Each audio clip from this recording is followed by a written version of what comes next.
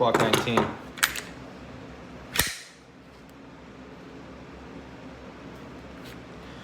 Fits real good in the hand. Take it apart.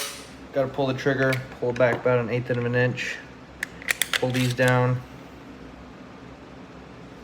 Comes apart. 4 parts: spring, tube, upper receiver, lower receiver. Put it back together. Get that. Click it back in. Put the spring right there. Line up the grooves. These little things right here. Goes right in there.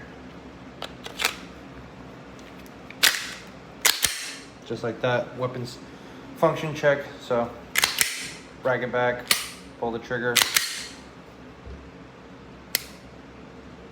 It works. And then you can just put the magazine in. Always keep a round in the chamber, ready to go.